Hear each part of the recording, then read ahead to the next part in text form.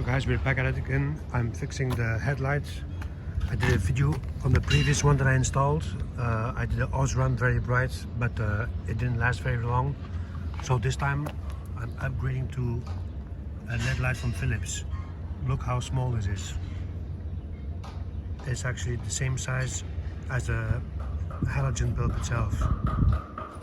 And it's my main beam, which is on the outside. So I turned my wheel all the way in.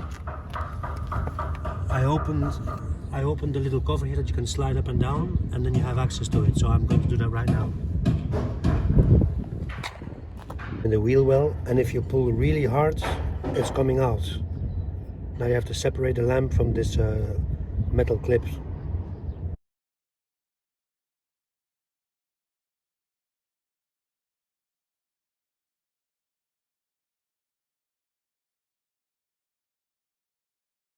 I pulled out the lamps.